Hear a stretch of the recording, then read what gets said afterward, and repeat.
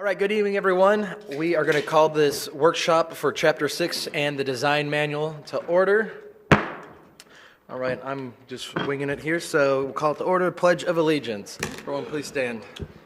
Councilwoman Abear with the pledge.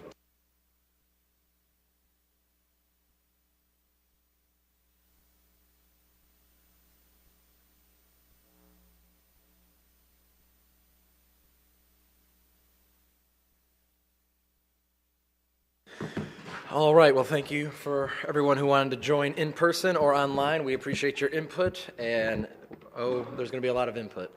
All right, up next is going to be public comments. So if anyone's here from the general public and would like to make comments, this is your time to do so.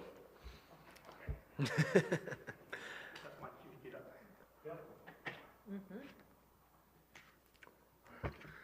right. Good evening, Mayor and a few councilmen. Good to see you tonight. Jim Wood, 3790 Misty Way. Thank you for taking time tonight to advance the LDC closer to adoption. My singular desire at this point is to get the LDC approved and lock down the give us a five-legged stool: the comp plan, the land development code, the zoning map, the flume, and the design manual. We'll be one of the few communities that has all those things updated at one time.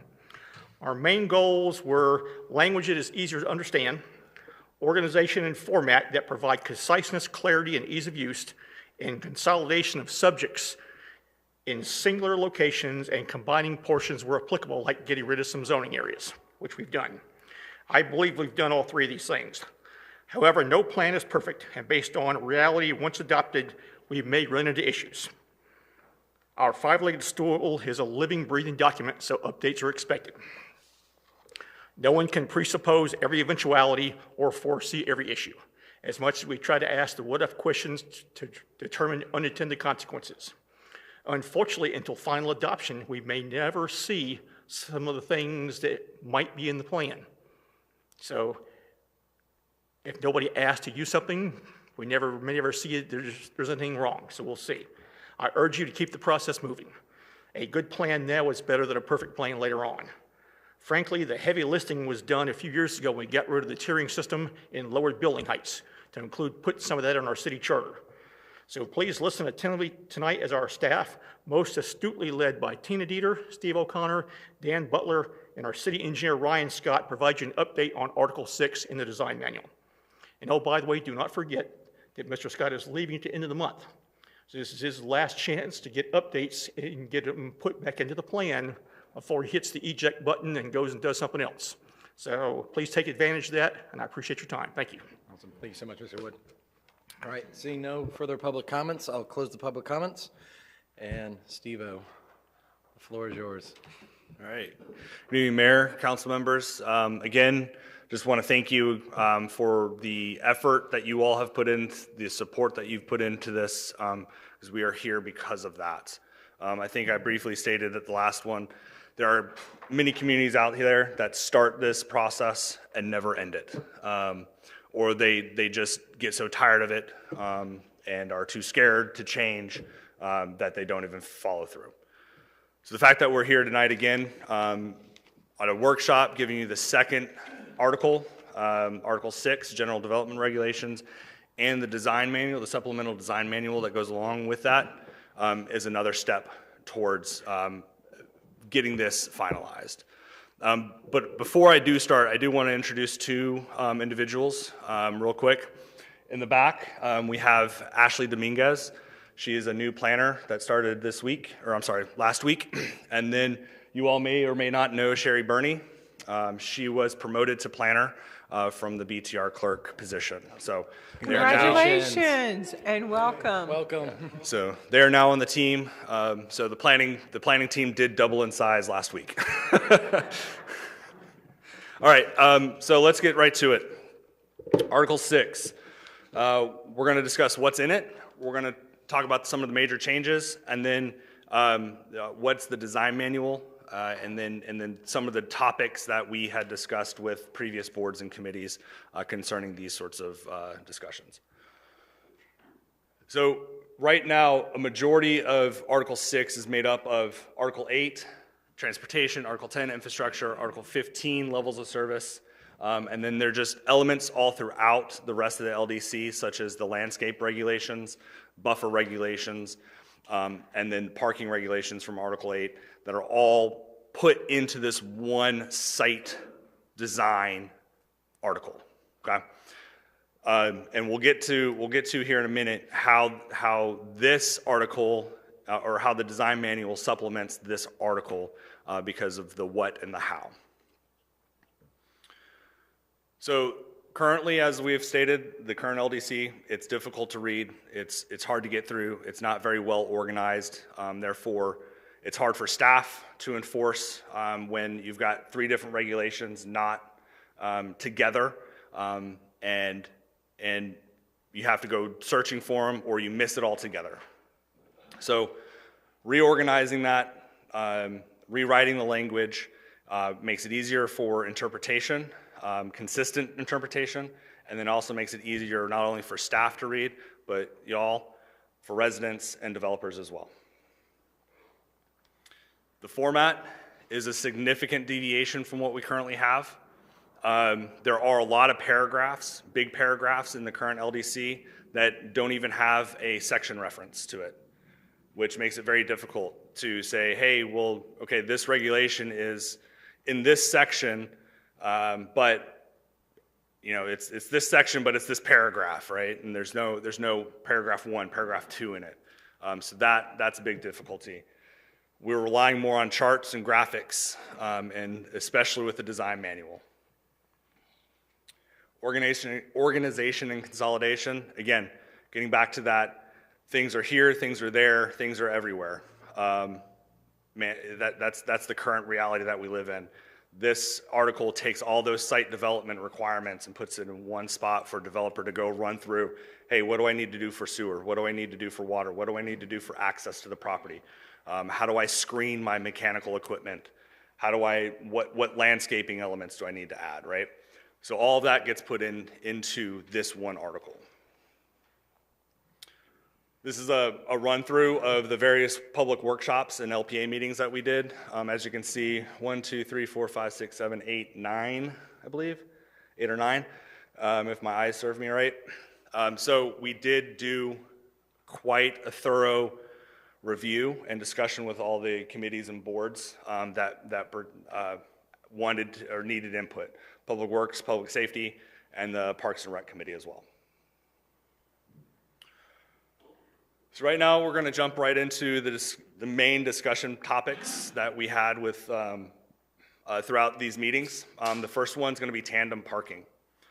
Current regulations allow for tandem parking, residential and non-residential uses. For residential uses, you can't park more than one vehicle. Essentially what has to happen is you cannot, if you have a car in front, you can't move more than one car behind it to get it out. If you have to move 2 cars to get it out, that's not allowed. So what that lends itself to is just being able to park 2 deep. Basically how we usually park with, you know, I park on one side of the garage, or I'm sorry, one side of the driveway, my wife parks on the other, and when my son starts driving, he's got to park behind one of us because we don't have a big enough driveway.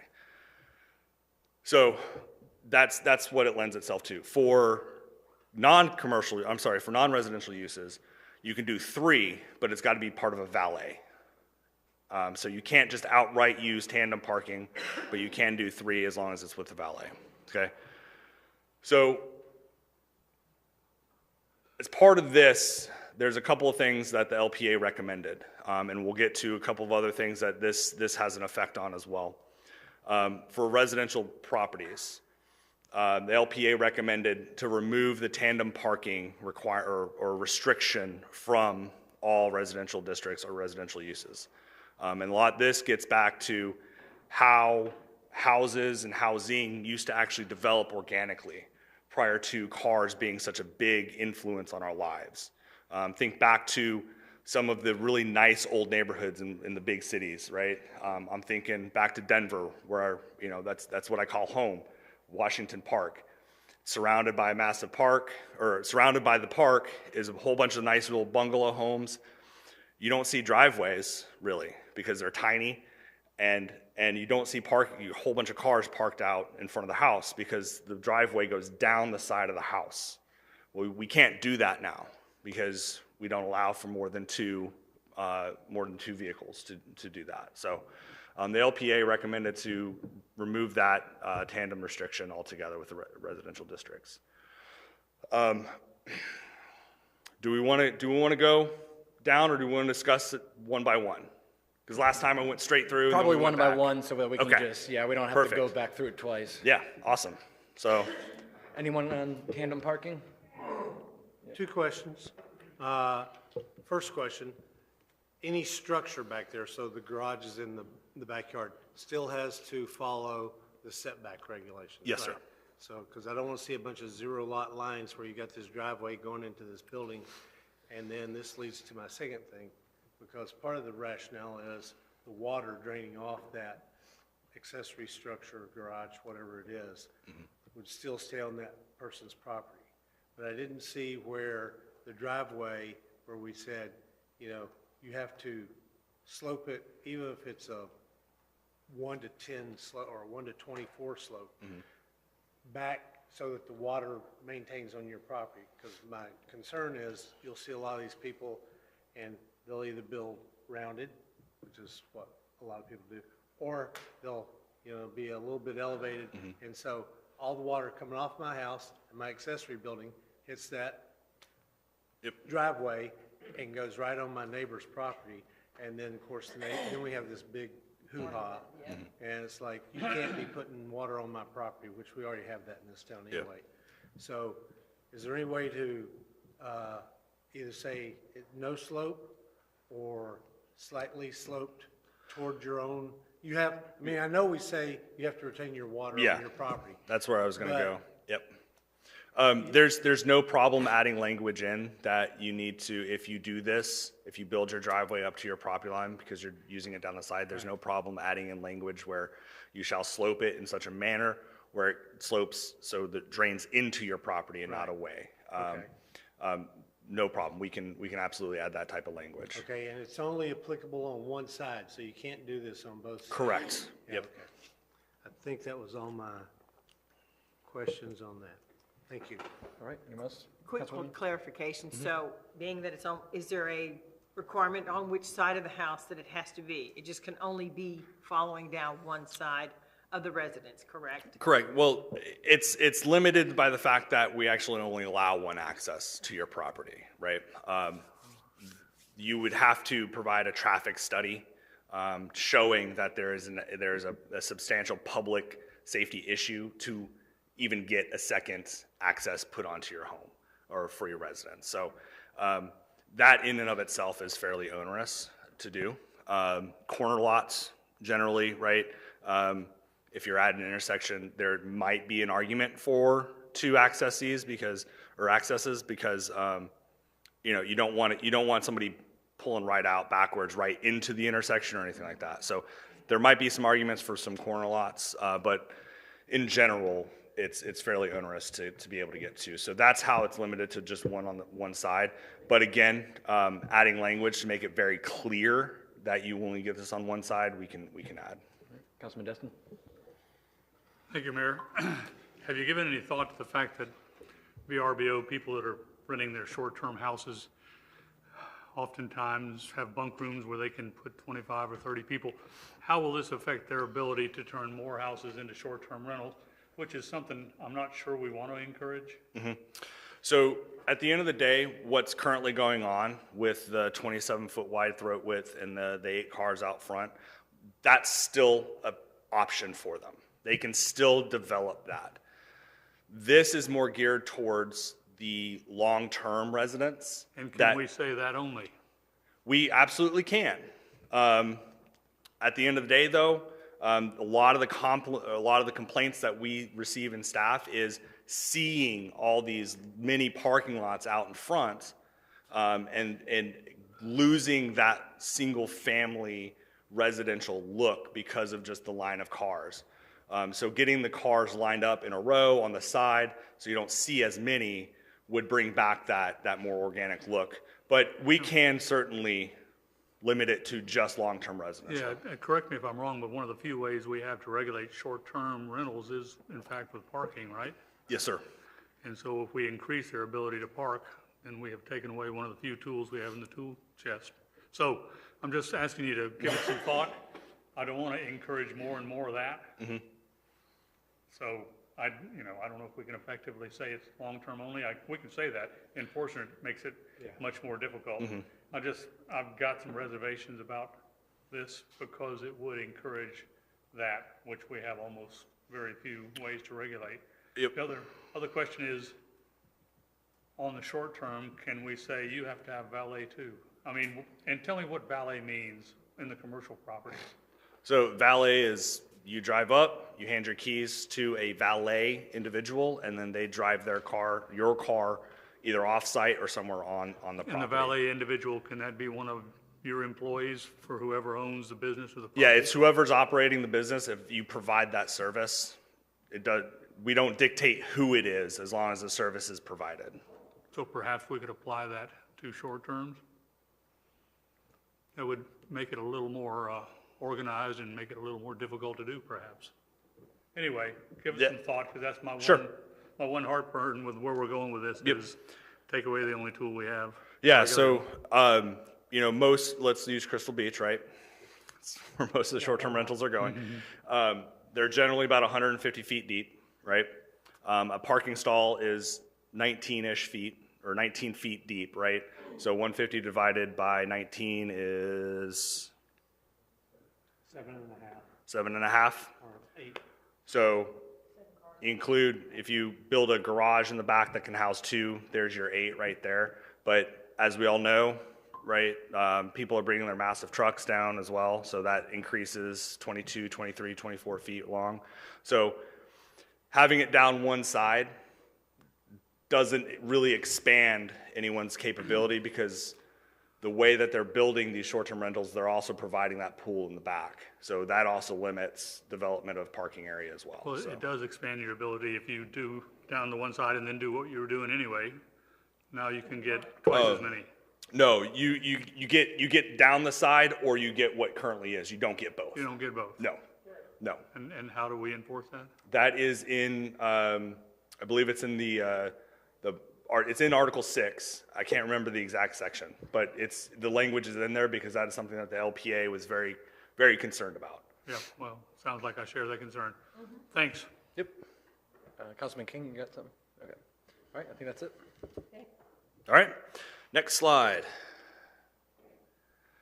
Shuttle parking. So we at staff, we get this question regularly. Obviously, parking for commercial uses down in the harbor is increasingly becoming more and more rare. So a lot of individuals that are wanting to start businesses are saying, well, my business lends itself to where I can go pick people up and shuttle them to my property or shuttle them to wherever. So I can pick them up at their home, I can pick them up at their rental, at their hotel, whatever, and bring them to the property. And so they were asking for shuttling provisions that reduce the parking demand.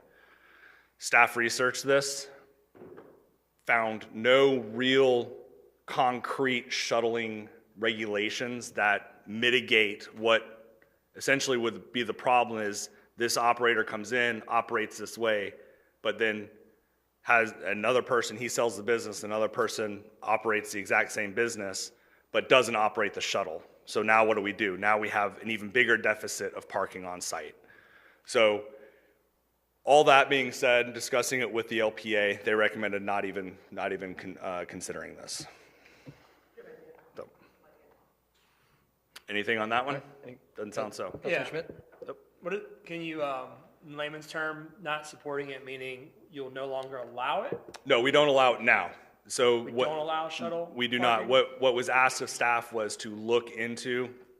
This is one of the few comments that we actually received through the LDC comment page, was to allow for shuttle parking. So we responded, we looked at it, and unfortunately, there's nothing that staff could think of or the LPA could think of that would mitigate what I just said about the business being replaced with a very like use, and now we have a deficit on site of parking. So So people that are currently going and picking up people and bringing them back to their business, they're just doing that for more of a courtesy then, rather than to Yes. allow them to. Yeah, if you establish a allow use customers? somewhere, you have to provide the required parking, Right.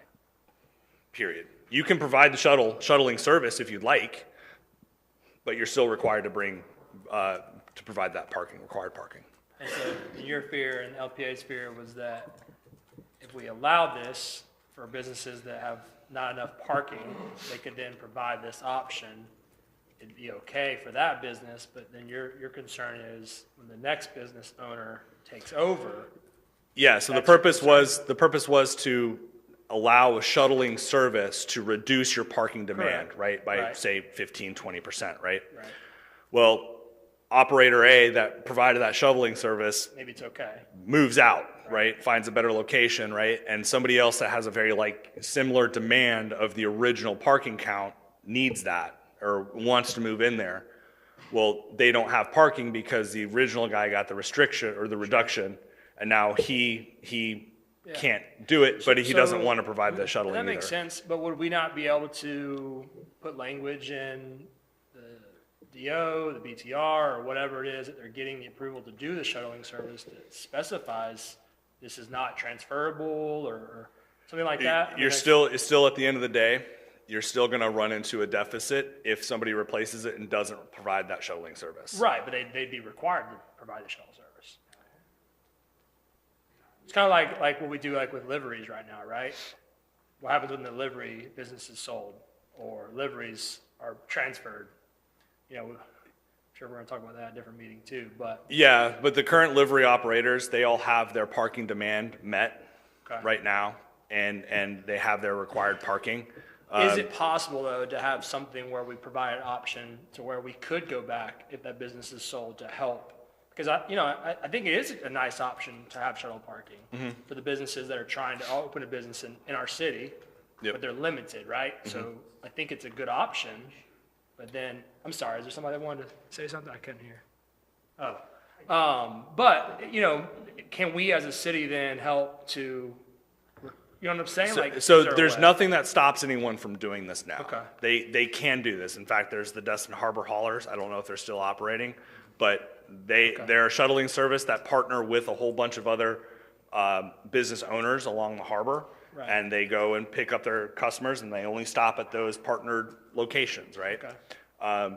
So there's nothing to stop an operator from doing this right now. The problem comes when we say, hey, if you do this, you get a parking reduction at this rate. That's the problem, because at the end of the day, no matter what, businesses leave and we'll end up in a deficit. I understand it all. I guess maybe I'm not thinking perfectly clear right now. Long day, but I just I like the idea to be able. Maybe this is wrong, but I like the idea to be able to offer a business that's new to the area and wants to start a business here. This option, and then I don't like the idea to say we're not going to do this because the second business that buys that business might not follow that rule. You know what I mean? That's why I'm not. I wish we could find a way to do that. That's essentially what we do with our current development regulations. We have to protect not only the current but future property owners, right? Future operators of that site, and we do that by saying you have to meet this parking demand. And if there's a change of use or something that increases the parking demand, we go through that analysis, and if they cannot provide it, then they can't do it, right? So. Thanks for the explanation. Yep. Steve, do you mind if I get the chair up here? Just Absolutely. He's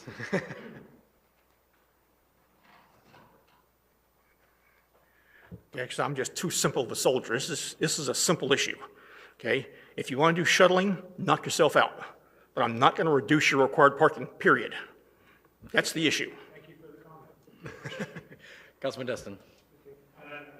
I'm glad you clarified it for us, but do we allow off-site parking if it's within the distance required? Do we allow that to be Yes, used? in the Harbor District, we do allow off-site parking in the North Harbor and I believe CMU and South Harbor District. So if you can provide that, if you can get that, and it's got each one's different distance, which the draft, Article 6, standardizes it to about a half mile by the way the pedestrian walks, whereas the current is by straight line distance.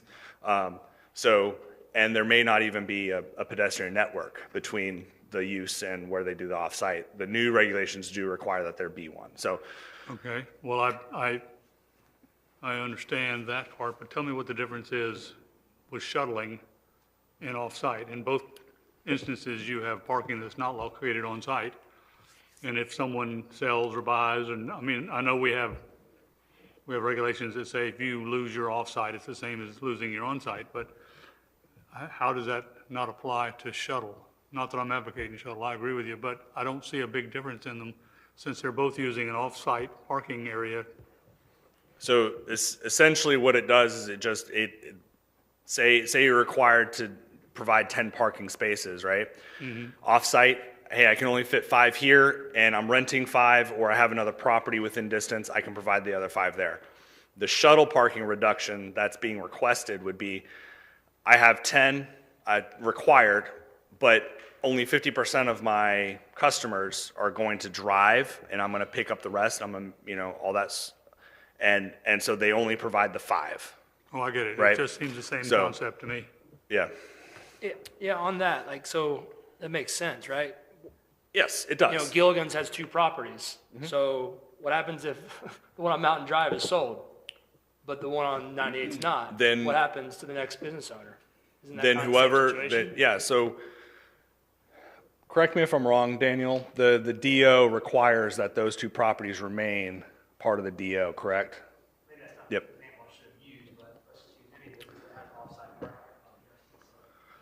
Again, the off-site parking, it's still required, right? Right now in the MMTD, we have a 20% reduction, right?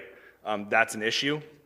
So not only are they getting that 20% reduction for the off-site parking, but at least they're providing the parking. This option, they wouldn't even be providing that anywhere. If you have off-site parking and you want to go pick your customers up and provide that shuttle, trolley, whatever, to and from, that's fine, but at least the parking is being provided. This option, what they're requesting is 50% of my customers aren't using cars, so I want a reduction of 50% or 30% or 20%, right? And those parking spaces aren't provided for at all. So we allow off-site parking when people do business? In With a certain plan. areas, yes. We allow shared parking. Yes. So, so the reasoning for not wanting to do this was, at least one of the reasons I heard, was because the next business owner. Yes. So if I own a business right now and I have a shared parking plan with somebody else, and or I have off-site parking somewhere else, and I sell my business, what's to say that Mr. King is going to continue to lease his parking lot to the new business owner? See what I'm saying? Are we going to? There's development orders that are required, and because of how they develop and the uses, if the uses So it's all covered. are required this amount of parking and you change it and you change that, right? 1, they'd have to come through for a deviation to the development order. 2, if they sell off that parking lot and they no longer have access to those 20 spaces, whatever uses happen on this site, you now have to provide for all the parking on that site because you've lost that. We would just hope that the business owner comes to the city and says, hey, Mr. King's not. We leasing hope it." for that Yeah, every day. Right. I don't know. Maybe I'm just confused, but it sounds like it's the same issue for both scenarios. The issue is that the difference is shared parking, off-site parking, there is parking. This, there is no parking. Right. That's the difference. But this, you were concerned about the second buyer.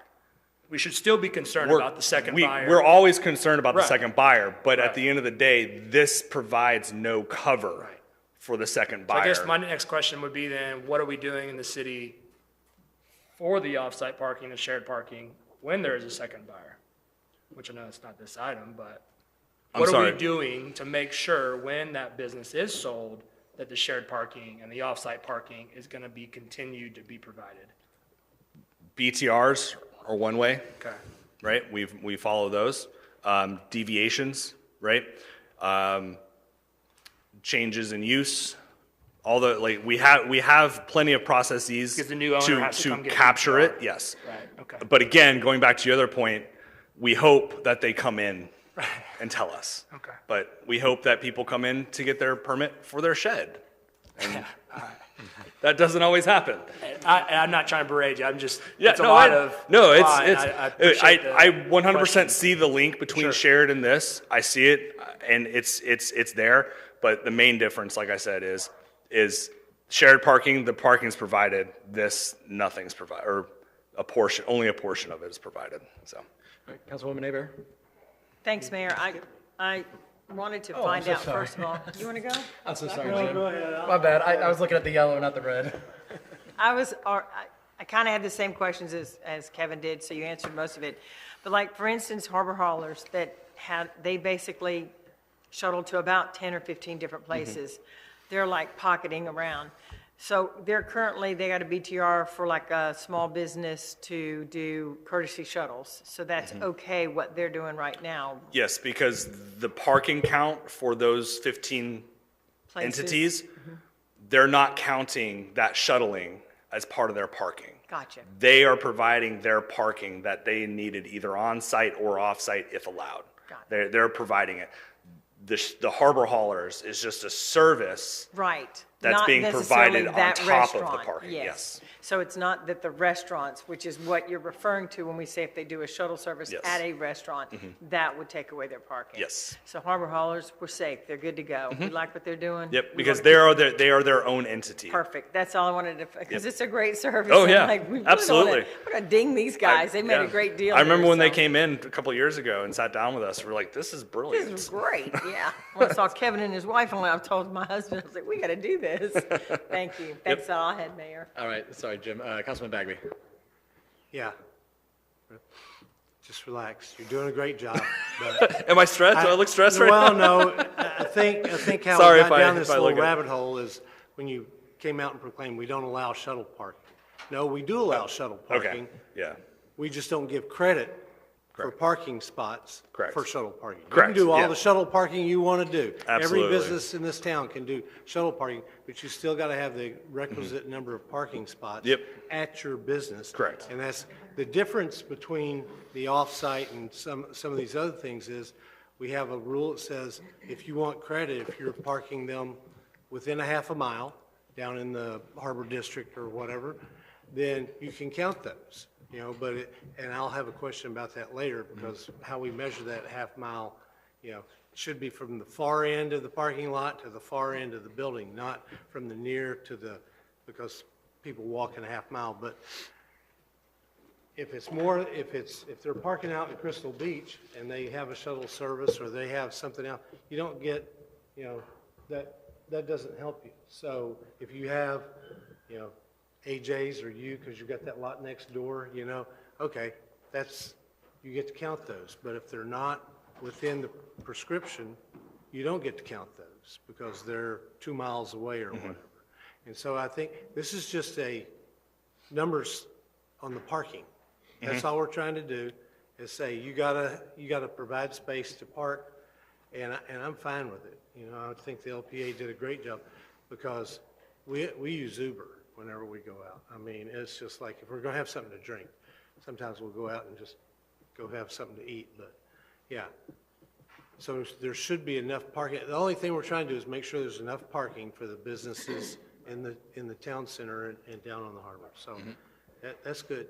Just be careful because when you make we don't do An this. absolute. Yeah, an absolute. Nothing in this thing is absolute. No, okay? you can't do this. Yeah, my only comments to it all would be, if we were to ever consider this, it would probably have to be within or internal of us actually having a public transit system that would allow people to hop on and us know that for the foreseeable future, we are going to have this system.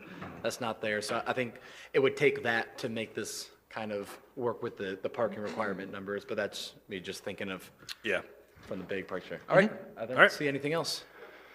All right, next, we got sewer connection requirement. So right now, there is a requirement, not only with the city, that if you're within a certain amount of distance or you're able to connect to sewer and you're on septic, you must. It's a state statute as well.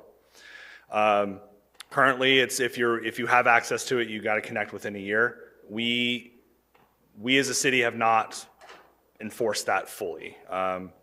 There are several homes that can connect to current sewer services. But again, we just have not enforced it. There are areas that do not have the capability to connect. So when sewer services reach out that way, eventually they will be.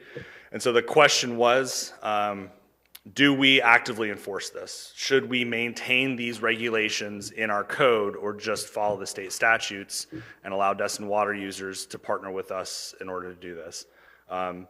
State statutes were required to do this. LPA recommended that we maintain this, and then we also start actively enforcing this. So, questions? Do we have any idea what we're talking about? Are we talking 6 homes? Are we talking 65 homes or 600 homes? It's not a whole lot. I don't know the exact number, but DWU does have that number. Okay, 130 units. There you go. I know there's one on Main Street. Main Street's on a septic. We have 33 homes that, Yeah, we want to come up, yeah. So we're talking about your business. Lockwood Wernette, 10 Country Club Drive East, and I'm here representing Destin Water Users, 218 Main Street. The question is how many homes? We currently have 33 homes that have water with sewer available. And then we have 96 homes that are not currently connected when you look at our water connections and sewer connections. And those homes have a variety, some sewers available and some aren't. So that's our total. Do all these have, sewer running through or water running through the right-of-way out in front of their home, or he said there's... They all have water running through the right-of-way in front of their home. As far as sewer, the 33 sewer available, we know that sewer is there and it's stubbed out. Those are primarily Vintage Circle and Crystal Beach. We did a project several years ago to put sewer out in those areas. Some of the other places where it may not be, Main Street, for example, where the mega house was being built, we did not have sewer available at that location. Okay. We have some plans to take sewer to those areas in the future, but we haven't run it there yet because it's not. Okay. So what was the LPA's, keep it in there, let's start enforcing it. What's their plan? Or what was their recommendation on how to do that? Yeah, it was to develop a 1-year plan to, one, notify property owners, hey, you do have sewer service available. You have 1 year to connect. Okay, and the current tap fee is, probably I should know this, but I don't. $2,800 for sewer. Okay. Anyone else? It's a hard one. All right. Next, tree removal. This is another hot button topic that staff receives on the regular. People want to tear down or cut down trees on their own residential property. So staff just highlighted the problem, wanted to have that discussion with the LPA. At the end of the day, the LPA said, no, residential properties, duplex and single family are not going to require a tree permit in order to tear down a tree. So that was that recommendation, and pretty sound, resounding, sound and clear on that one. So, but it was just something that staff wanted to highlight because we do get that call fairly regularly. So, regardless of the age or size? Yep, regardless of the age or size. And there's no replanting requirements?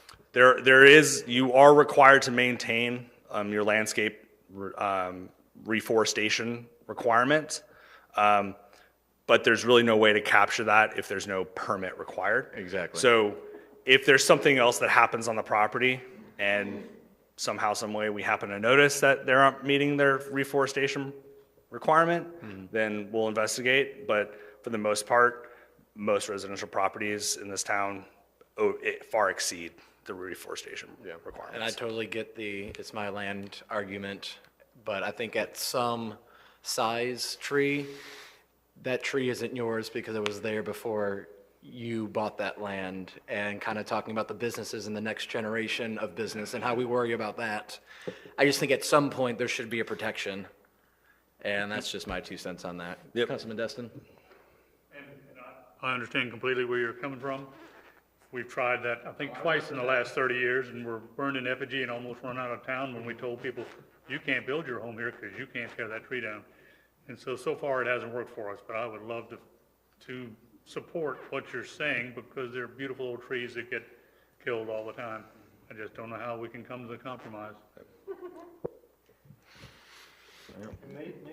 Councilman Bagby? Maybe it is size, you know, if you've got a heritage oak or something that's, 24 inches, we do so, the problem last time was you have to have a licensed arborist and they have to come, and it's like, are you flipping kidding me? I gotta get an arborist to cut a tree like this, that's rubbing up against my house?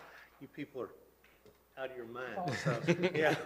So, but there's probably some, the big, if it's just a little scraggly pine tree, I don't care. But, some of these heritage oaks and some of the magnolias and stuff, they are just magnificent. And so I don't know. I would just ask y'all and the LPA to maybe think about but keep the licensed arborist out of it and keep the big fee out of it and keep the, we're doing this because it's the right thing to do, not because an oppressive city government, gets happy because they make you knuckle under for every little. Yeah.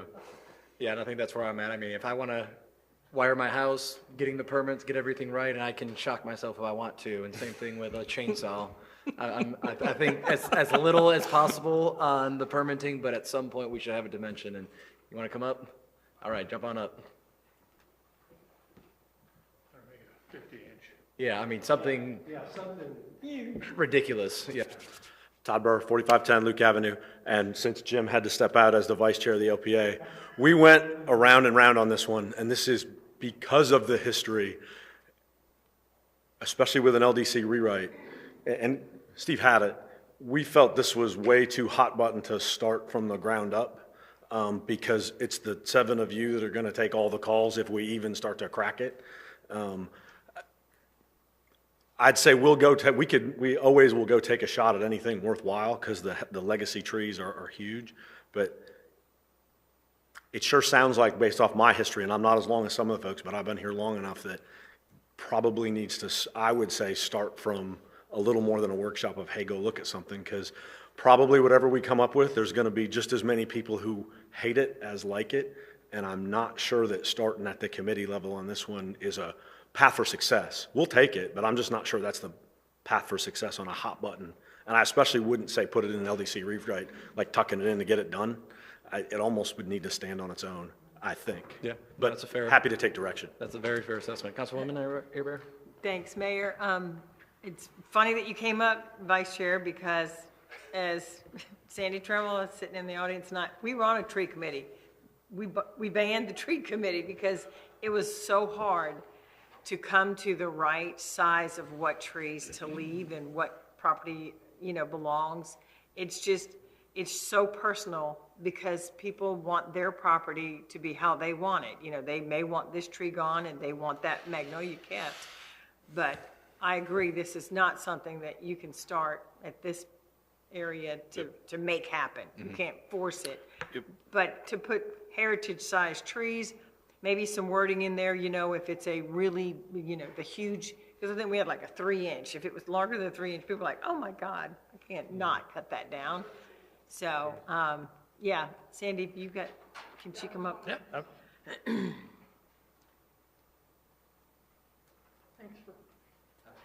Sandy Trammell, 3823 Indian Trail. And I have at least a dozen heritage oaks on my property, and I take care of them. But this year I got a notice from my insurance company that said I can't get insurance because I have trees, limbs that go over my house. If you have a 36-inch tree and the limb goes over your house and you're going, oh, this is going to make it look so one-sided when we cut this, we don't have any control now. We did before. Now, if the tree is out and it's not near your house and it's, it's there, it makes sense. But 24 inches is not a heritage tree. I mean, I've been living on my property for 40 years, and they were 24 inches when they started, and now I can't get my arms around them. So the bigger trees, yes, I think you can look at it. And I think you need to look at that in the parks, you know, where our public spaces are. Because the neighbor down the street from us cut down all the heritage oaks on the right-of-way one weekend. Nobody knew about it but the neighbors.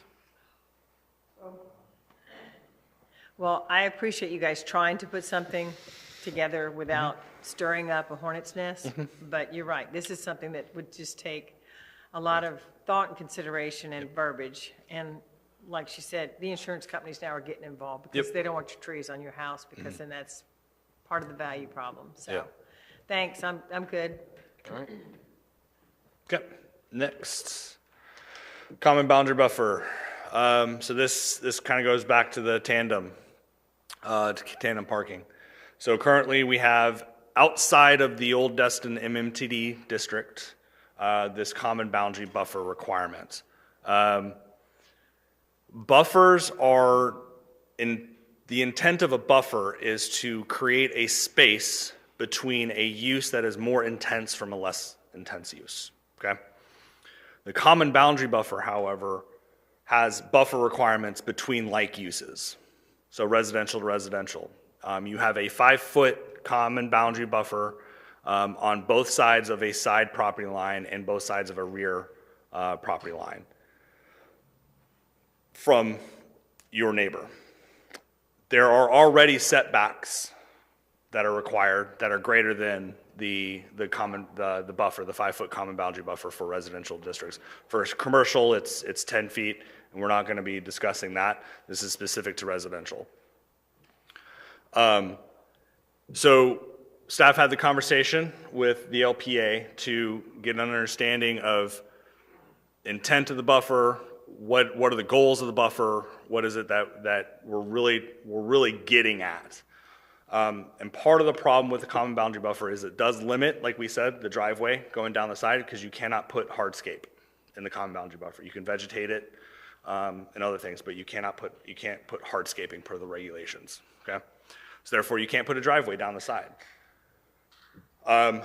So what happened was the original discussion when we wanted to allow, when the LPA wanted to allow the driveway down the side was, okay, let's take what would have been required for the square footage of the buffer that was going to be required for the and be vegetated, and take that and bank that somewhere else on the property in front of the house. Where at that point, that area, so say there's 100 and something square feet that was required down the side of the yard, but now has a driveway, that 100 square feet is now banked to the front, and then that area can't be touched. It has to be vegetated in perpetuity. And so that would be identified on your site plan and all that sort of stuff. So you couldn't park a car in that area. You couldn't develop it to park another car in that area. But still, at the end of the day, we have this problem with this common boundary buffer that really, at the end of the day, serves no purpose. Because you don't have to plant trees in it. You just have to vegetate it. Put plants, put ground cover, put grass. They're really, at the end of the day, it serves no purpose when it's residential to residential because the setbacks. The setbacks are greater, and you have that more open space with the setbacks than you do with the common boundary buffer. So through that discussion with the LPA does recommend to get rid of the common boundary buffer in all residential districts when it is residential to residential. All right, any comments? I agree. Rolling along. All right, that was easy. This was provided by Vice Chair Burr. These are some of the pictures that were provided back in February. We're going to have a discussion. So this is the parking for short-term rental. This is kind of what we get because we have the common boundary buffer requirement. But this is what people really want, and you can hide, several cars down that side driveway, drive aisle, and that is the more organic, more historical residential look versus that. And these are just these are from Crystal Beach. All these are existing homes in Crystal Beach. Homes in Crystal Beach that were built previously before the Yeah. current LDC. So, Build this house right yeah. now without the lot. Yeah, you can't, all these homes are legal non-conforming, because we do not allow this now. So, Yeah, just that's- some that's examples. way cleaner. All right, fences. So getting at the old Destin MMTD, not only did the old Destin MMTD exempt all the properties inside of it from the common boundary buffer, but it also exempted them from providing instead of an 8-foot fence on your front property line, everywhere else you have to build a 3-foot. You can't build in Crystal Beach and a lot of the properties to the north of Kelly. You can't build a fence taller than 3 feet within 5 feet of your front property line. And so with the removal, since the old Destin MMTD is going away as a district in and of itself, there are still a lot of really good design standards in it that we'll talk about when we get to the design manual. But this is one of the things that if we just straight out, flat out, get rid of the district, the old Destin MMTD, a lot of these homes in that area the fences are gonna become legal non-conforming. And so when they come to repair them, they'll only be able to repair them 25% at a time. Or if they're torn down completely, they'll have to come into compliance with the 3-foot. And so you can imagine how angry a lot of current residents may be if that's the case. So staff brought several solutions, possible solutions. You'll see them listed 1 through 3 there. Number 4 is just any direction that the LPA could have provided. And so at the end of the day, the LPA just said, hey, bring back regulations or develop regulations that hit all 3 of those. And so what that means is residential properties in the village, the harbor, and Holiday Isle planning areas will be able to, or will be exempt from the 3-foot requirement and be able to build that 8-foot fence in front. So, Because right now, they're only allowed to go up to 3 feet. outside of the old Destin MMTD, Yep. Okay. they're required to go 3 feet. Inside of it, you can go 8 feet. Okay. All right, Councilman Destin. I would agree with that, salute that direction, because I know what will happen when we get hurricanes, because they knock all those fences down. And now we tell folks, you can't put your fence back. If it's more than 3 feet tall, they're going to be very irate. So I would go along with that solution. That would probably be the only way to avoid very, very upset people when the storms knock all their fences down. Yep. All right, anyone else? Councilman Bagby? Yeah, because I'm running through, do we know how many parcels we're talking about here that have 8-foot fences along both their borders? Yeah, if you can only go like 3 or 6 wouldn't be allowed either. Yeah. Yeah. Off the top of my head, no. And I don't think staff has done that research. Okay. But, I mean, just driving through the village, Old Dustin, anything south of Kelly in the village, north of Mountain, Azalea, just driving through those neighborhoods, there's a bunch that have that 6-foot, 8-foot fence on their front property line. But right up to the property line, because the only ones I can think of are in the old neighborhood, Ridgewood Circle where we lived. But one of them's a corner, actually a couple of them are corner lots, and the house faces like land rob. Yep. But the 8-foot fence is along Yeah, Ridgewood Circle. so currently in the regulations, there's an allowance Yeah.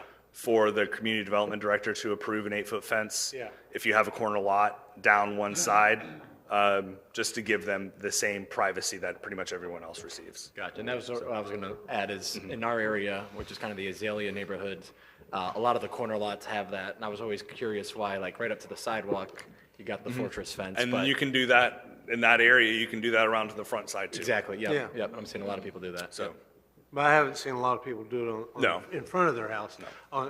To protect their backyard. Yep. Just because their backyard fronts up against this. and we're street. maintaining that allowance, and we're essentially getting rid of the requirement for the request to the community development director, and just, you identify your front lawn, your front yard, and then you can build the 8-foot down the side yard. Yeah, because we say, oh, well, people have this, and then we come and find out it's 20 people and 14,000 houses or whatever we have here. I'm like, okay, I'm sorry, but I'm okay leaving it Okay. as y'all's. All right, cool. Seeing nothing else? All right. All right, view corridors. This is more of a comp plan discussion. So we have this comp plan policy in here, 7-125, and I'm actually going to turn to it in my printout.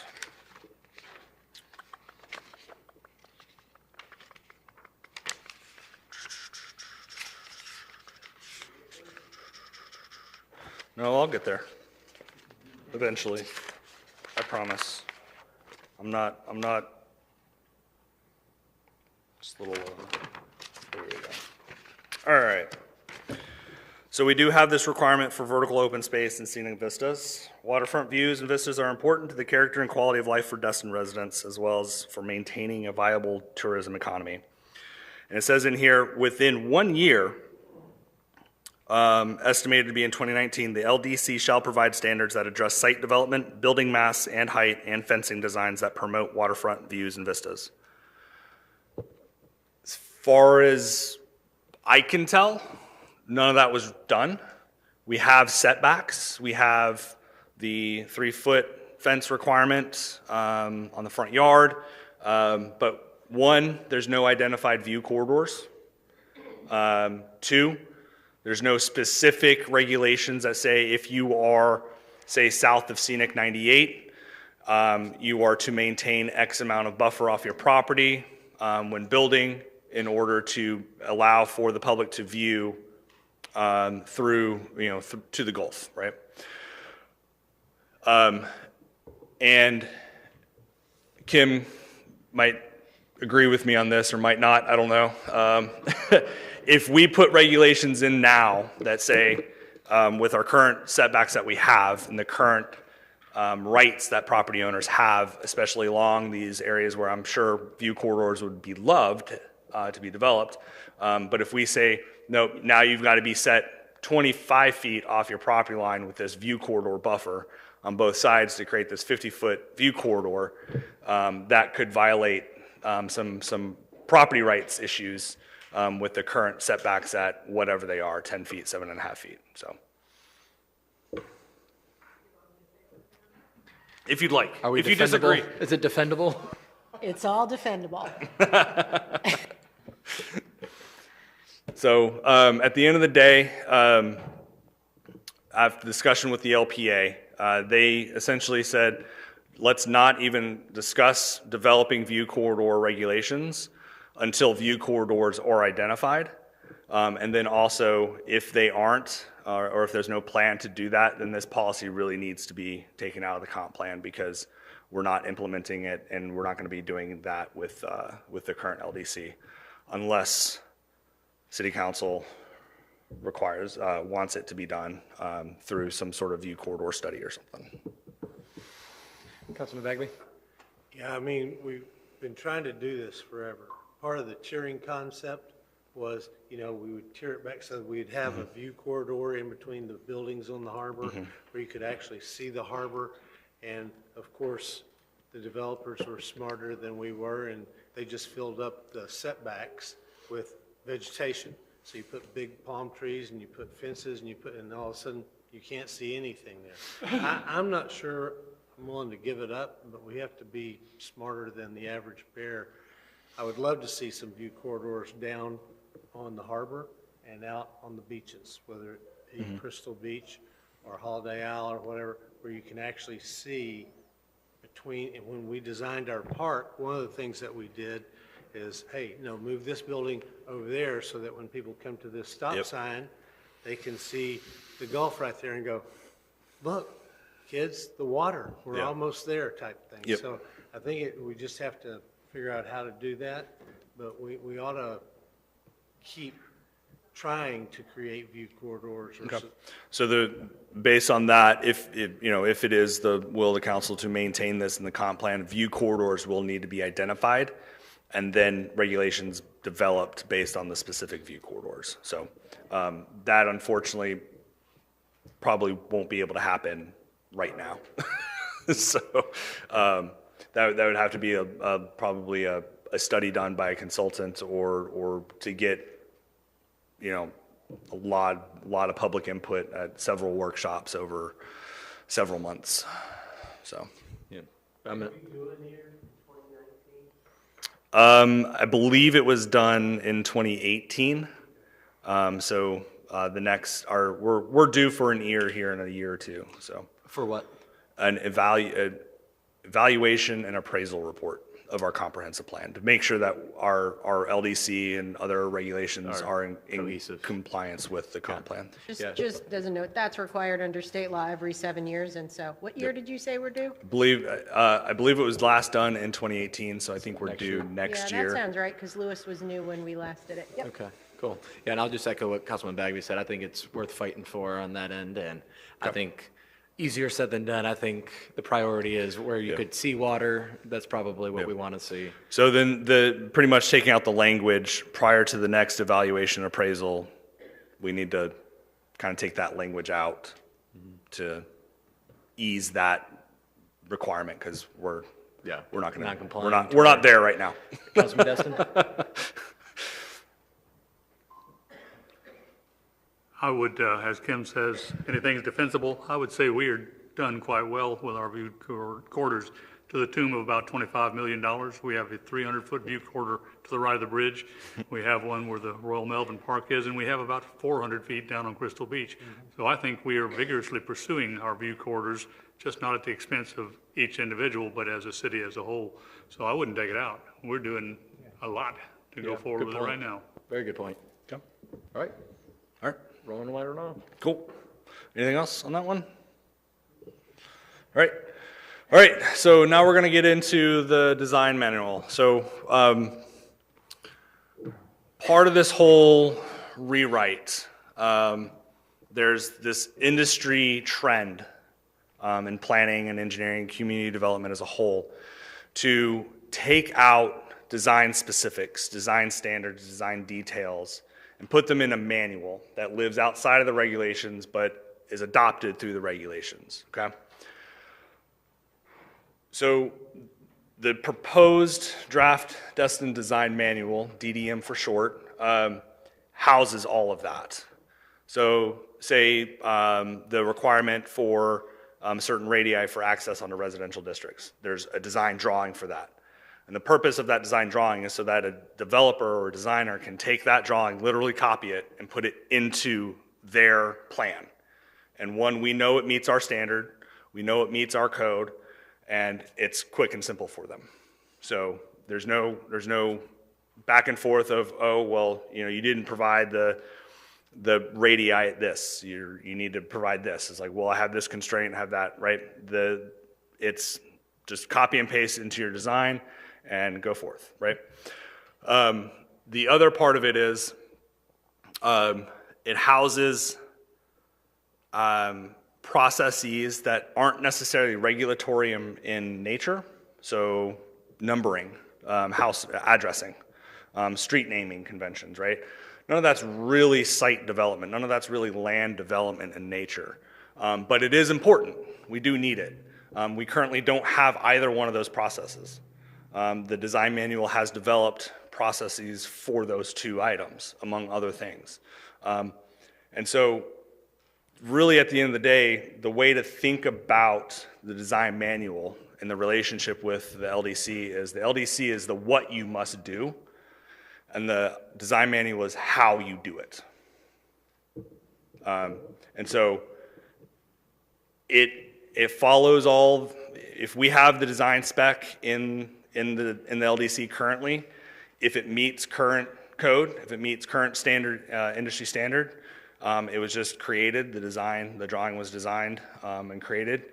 If we needed to update it based on industry trends, safety, fire code, all that sort of stuff, that it was updated. And so I think it's 52 drawings, 53-ish drawings that we have for everything from our city signposting for development or a project all the way down to the wheel stop for a parking lot. And everything in between. So that's what's in the design manual and how it will work in tandem with the LDC. So what's in the design manual? Pretty much the majority of the specifications as identified in what is the special design criteria in 70903. A lot of that stuff has to do with the MMTDs. There's a lot of really good design spec, design requirements in the old Dustin MMTD, which is why if we just take it away and pull it away, you know, that'll be a disservice because there's a lot of really good stuff in there. So we just took the good design from it that currently exists and we put it into the design manual. Landscape development, and then also we are including the development checklists that currently exist in Article 17. And so those are going to be in there. The design details, and then also how to measure things, because right now we have a description of you know, measure the height of it, or the width of a tree, the diameter of a tree at breast height, right? DBH. Well, what does that mean, right? So we have a drawing in there that details how to do that. How do you do that with a multi-trunk tree, right? We have that drawing in there too. So all that sort of design, how to is in this design manual. Now, the design manual is not going to be a part of the LDC. It will be its own separate document. The purpose for this is not to not include the public, but at the end of the day, there are certain specifications that just need to be done because of industry standard, industry best practices. And there's nothing in the Dustin Design Manual that says that the public is cut out for any reason. But it essentially just allows for an ordinance to be developed and then brought straight to City Council. And if staff identifies, city manager, community development director, or principal planner, city engineer, anyone identifies that, hey, this board should probably be involved in this, they will be involved. And then the public hearings and so on and so forth. But essentially, instead of having to go through 3 public hearings with the LPA, that has to, when you amend the LDC, it just goes straight to ordinance to City Council. And if the direction is to go back to a board, or if we haven't gone to a board, then we will. So it's a little bit easier, a little bit quicker of a process to change the design manual. All right, I'm hoping this isn't a left field thought. With the landscape development and the design of everything, currently, are we allowed to plant trees on the right-of-way? Or anything close to sidewalks or impervious spaces where we're worried about the roots coming up? Yeah, we have street tree requirements. Okay. Yeah, yes. Okay. And we have a new design detail in the design manual that says if you build within so on, you have a root barrier. That's where required. I was going with all that. Okay, So, cool. Awesome, yep. thank you. Yep. Just double checking. Councilman Destin. Okay, so I understand the design manual is a way to do it. It's not the only way to do it. No, Is that correct? no, it is not the only way. As long as you meet the minimum requirement, right, as identified in the LDC, you can do an alternative. This just makes it easy for a designer to just copy and paste and get the design done quickly. And I have no problem with that at all. I am a little hesitant to speed the process up because it appears that staff becomes legislators. They just bring it straight to us and initiate legislation, which is what we're supposed to do, not what staff is supposed to do. So I've got some heartache with that, on top of the fact that you're cutting the public participation down and making it faster. Not something generally I would support, but I'm certainly willing to listen to what you could do. Yep. And we figured that would probably be a discussion point. The practices that are done with most design manuals here in Florida and elsewhere is just what we are proposing. So figured we'd try to see what your all's feelings were with it. Obviously, probably not the best, so we'll fix it. Councilman Bagby. Yeah, okay, well, here's the second one. I agree with him completely. My note is DDM review through the LPA. And so it's just like they've made this document that, you worked hard, the consultant worked hard, the rest of the staff worked hard, but they made it better. And part of that, and Sandy will understand, I've always been big on committees because that is one of the ways we communicate with the citizens. Is we can put out, and we do, we have a great public affairs, but you go have coffee with these old retired guys, and they're talking, and if you got somebody from the LPA or somebody from one of the committees, it's like, oh, that's not how that happened. Let me set you straight before we start running down rabbit holes here. And so I've always been a big supporter, and I just wanted to go through the LPA because I think that socializes the information just that much more. And I agree with Mr. Dustin. The staff has a very important role, but legislating, being the LPA is not one of the staff's jobs. All right, Councilwoman Aber? Well, thank you, Mayor. I was going to chime in with Dewey, but Jim did a great job, and so I don't need to pontificate on what he said. I agree. We just want to make sure things do continue to go through the LPA. Thank you. Yep. All right, that was the last one. All right. That is it. Ryan is here to run through specific design details if you would like. We can pull those up and run through them if you'd like to take a look at them. Otherwise, they're accessible to you online in the Dustin draft. So, Since we only have a couple more days with them. all right, I'll pull them up. Bring him up here. Any engineering questions you have Oh, yeah. whatsoever? We're gonna milk him for the last couple hours we got with him.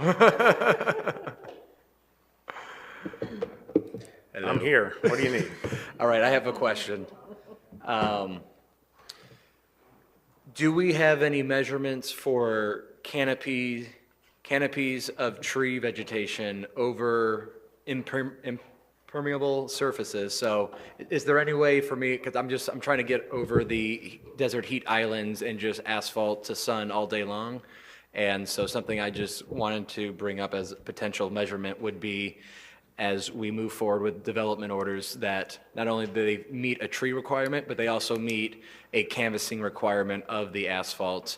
I think some of them that we just passed probably would be good candidates of what I'm asking for, but just to make it in writing, I didn't know if we had an equation for mature tree canopy and how much that is over asphalt versus the non-canopied asphalt to keep it. So that is a great question for planning. Yeah, my bad. No, So we have the minimum tree height, and then we have the minimum caliper upon installation. I don't know if we get into detail on canopy size at mature height. I don't think so. all right, yeah. And then then I'll talk to him on the side. All right, Councilman Schmidt. Is Article 6 with the landscaping section, is this what's going to then allow code to have better ability to, this might have not been for Ryan, but to have the better ability, I think I just lost my spot, but I mean, it literally specifies how to keep Like yards cleaning? the landscaping maintenance Yeah, section so no, specifically. because, well, maybe that's part of it, but we are working on adopting the International Property Maintenance Code as slightly revised, and the building official's working on that now. So that's where a lot of it is going to be, because that'll provide for like a grass height and various other yard cleanup type issues. Correct, yeah. So like what's in here right now, 66.0, this is just what it was? But you're saying it's going to change? Section 6.06.10, landscaping maintenance and use standards. All required plant materials shall be maintained in a healthy, viable condition, blah, blah, blah.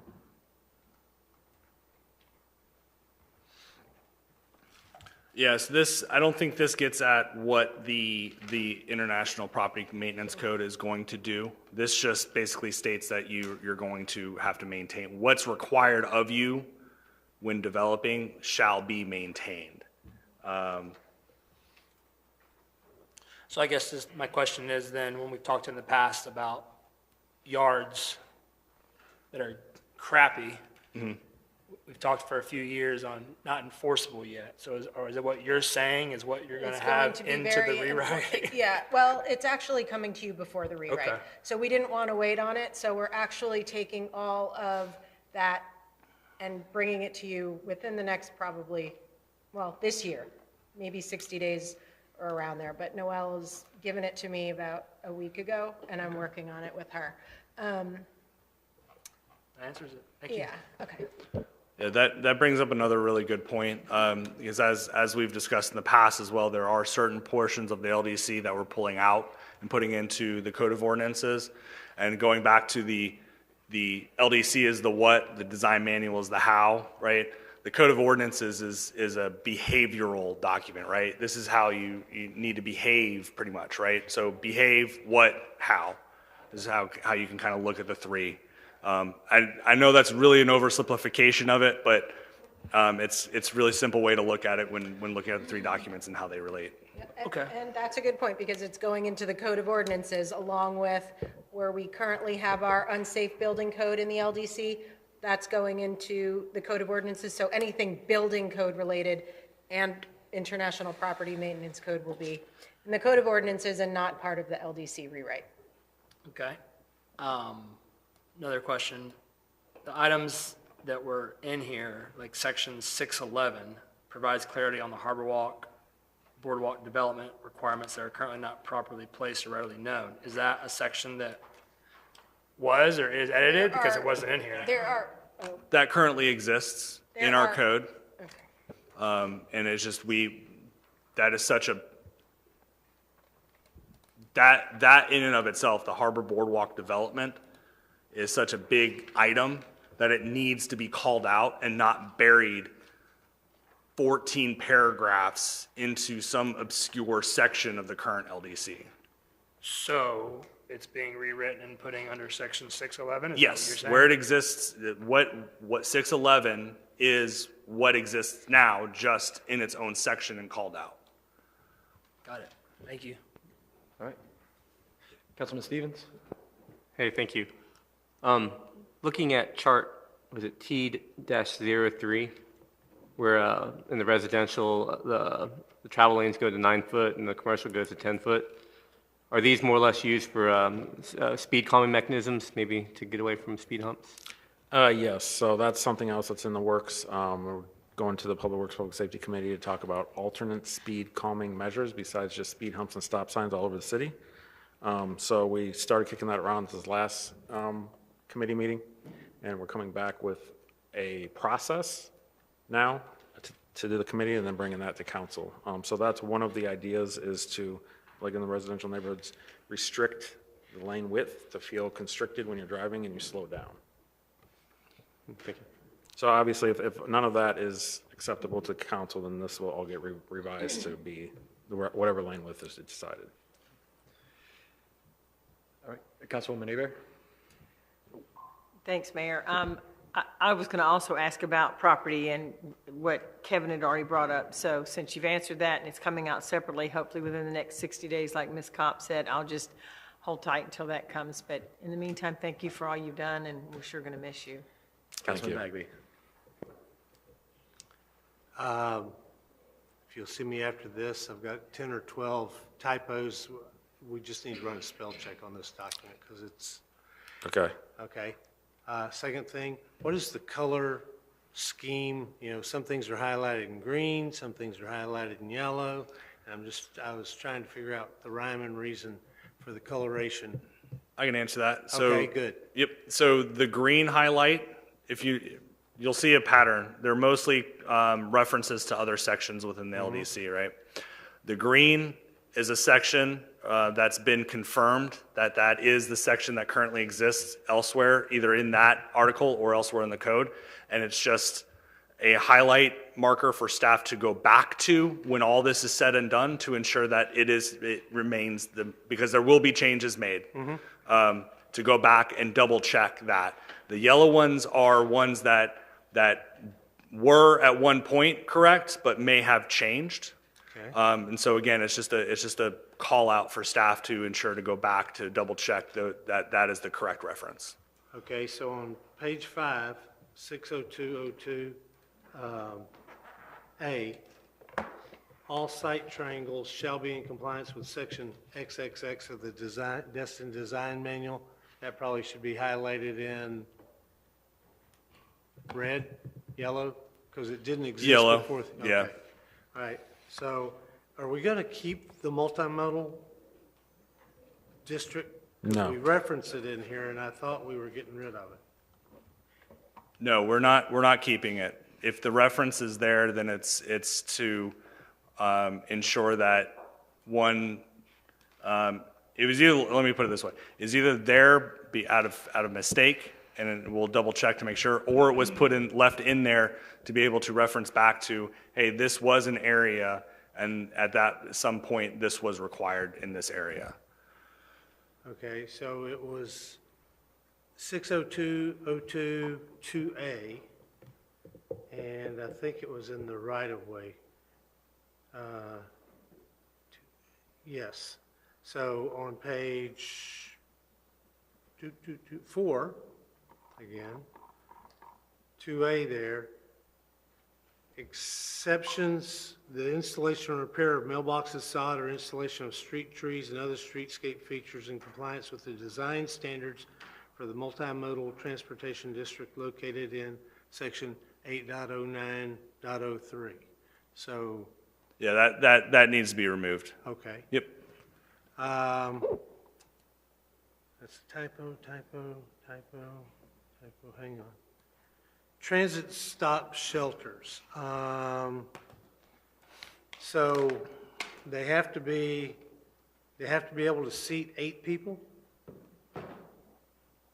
Per current code, yes. Yes. What is this? Okay, but they only have to be 6 feet wide. So in here, it conflicted, and I'm just trying to figure out which one. It's 8 feet and little people. Yeah, it's 8 little B people on a 6-foot bench, so, or 6 foot wide, but it can be 8 feet deep. And so I'm just trying to figure out how we came up with those. That requirement was just pretty much copy and paste from the current code, so I'm not familiar with why that specific dimension was developed. Okay? We Yeah, can certainly take a look at it, though. okay. Let's just take a look at that and see if we can, and then bicycle parking. Jim, on that? Oh, I'm sorry. Jump up here. The exceptions in 60202, Uh-huh. and I know they were going real quick, that would be a significant change from the way it currently is. Like, if you want to replace the sod on your right-of-way in the front, you don't have to go get a permit to put, that's what that one's I'm not for. worried about what it tells you to do. I'm worried about the reference to a document or a. You're talking about the reference, you're talking just the reference at the end, not the whole thing? Multimodal Okay. transit district, which shouldn't be in there if we don't have one. I'm good on the reference. It was a little confusing that you wanted the whole thing out, Oh. which seemed like a rather large change to have people come permits Well, to change their sod. So no. that was the, It ought to be what it ought to be, but it ought not to reference something that doesn't exist anymore, because then there'll only be 1 or 2 of us that go, oh yeah, that was like in 2012, we had that thing in. Okay. The next one, page 16, hang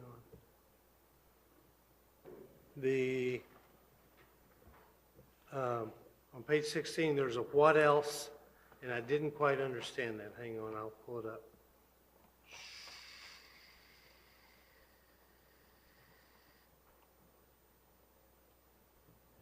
See, because y'all know if you put it in front of me. Yeah, I got it right here. It's under C, paragraph C, what else? What Yeah. else? 2C. Yep. C, 2C, and I was like, what Yeah. does that mean? That was at one point a marker for staff to have more discussion on if there was anything else required. So again, Okay, needs to be pulled out. Again, this is, You're getting in the weeds. Getting in the weeds. it's, hey, that's what we're here for. is yep. to- No, I 100% appreciate it. I do. I don't want to because put this out on the street. one and have one a person over here, right? Like, Yeah. you know, Trying to pull if something from it underneath gets this. reviewed by multiple people and missed. So Yeah. Okay, and then. Or on one pa- person's thinking someone else is going to pull it out, Yeah. because you don't Maybe. have really your fine tooth person. There are some trees that in your, that you skipped over the part, in your part. the sparkleberry tree, which was recommended to be pulled Removed. out. Yep. And the. Did I skip that slide? You did. Oh my gosh. Wow, sorry. That's okay. We can go back. He's gonna come see you. No, I'm going to see one of y'all about all these typos and stuff, but Go see him at the, the end, huh? What does it say about palm trees? well, That- funny you that- mentioned that. 'cause Hey, that's on one of my list. notes, That's yeah. on You my can have list. them, it doesn't count. Where are the palm trees? Palm trees are technically a grass, they're Yeah, not a I'm tree. like, 80%? Are you flipping kidding Yeah. me on palm trees? Ask the arborist, palm trees are a grass. That's, No. No, I'm going to We've been mention that. bamboozled. But, yeah, look, see, palm trees 80%, but I want to get to page 31 first because there was something about sports fields. Sports fields and special events is the issue. And there I am, finally. Okay. Yeah, so it's highlighted, so that tells me y'all mean to go back and look at that and put something in there, or we just threw a couple of ideas out and thought we'd highlight it to see if I caught it, or what? no, I mean, if we didn't want you to catch it, we wouldn't highlight it.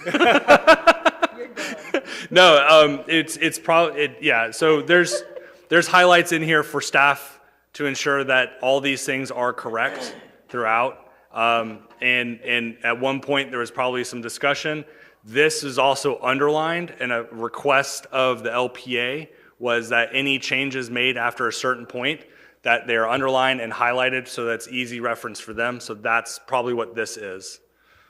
Okay, so y'all are going to Fix it. fill that in with 32-foot candles of lighting for sports fields, and then lasers will be allowed at special events or something? Because I also noticed that the drones were not mentioned anywhere in here, although lasers were.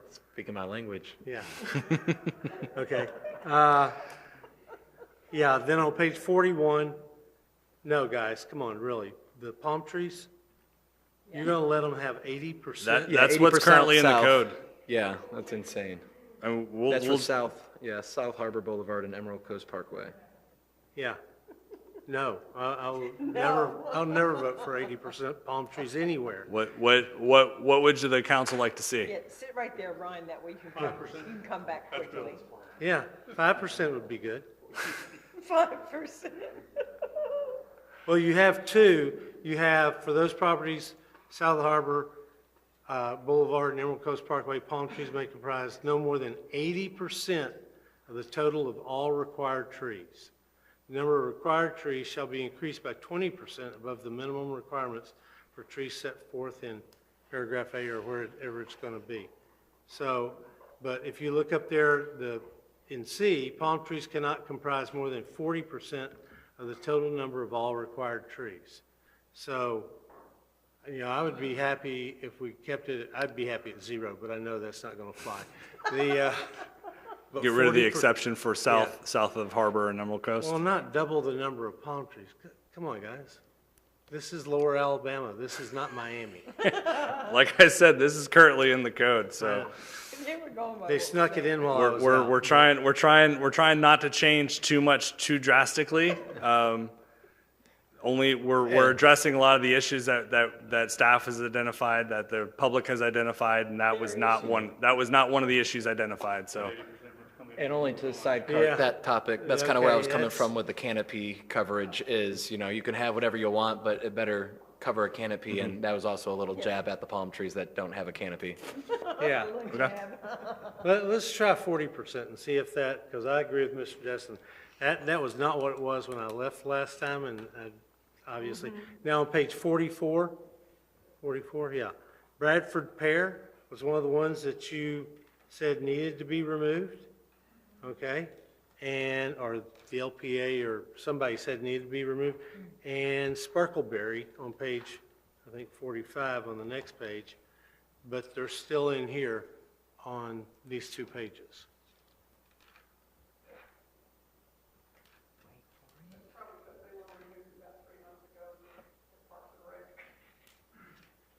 No, I mean, I'm okay with removing sparkleberry and Bradford pears. You know, because every developer loves Bradford pears because they grow fast, and they provide shade in this, but you see where it is? Oh, you know what? I have a better explanation for you. Okay, I just good. remember. No. So this is coming to you before we get the final recommendation from the LPA, because Ryan has such a hand in the design manual. So this actually hasn't gone straight to the LPA with that recommendation for staff to make that change in it, those changes in it. So I was wondering why these things hadn't, I was like, I know these things were being addressed, but that's why, because we haven't gotten the recommendation from the LPA to make those changes. Oh, I thought the thing said you had got. We've gone to the LPA to discuss these things, but we haven't gotten we haven't done the public hearing for their recommendation to City Council for this, like we did with Article 4 and several others. Most of these articles are going to LPA multiple times. Okay. Yeah. Yeah, you can't have a one-night discussion with these, Yeah. with the LPA, so. So that's maybe the answer for this other one, this next question on page 50. When we talked about the buffer, and so this kind of gets into the details of the buffer on page 50, but, it says no concrete, and it says that space would be 1-to-1. Vehicle use hardscape except for what is allowed in subparagraph B below. Where is the no concrete? Hang on. No.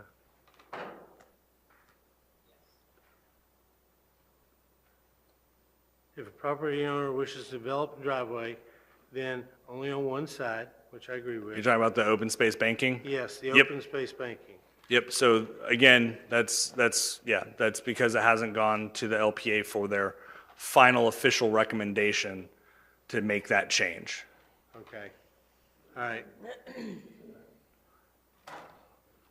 The open space banking's in there, but Yeah. to get rid of the common boundary buffer altogether, the open space banking's not required.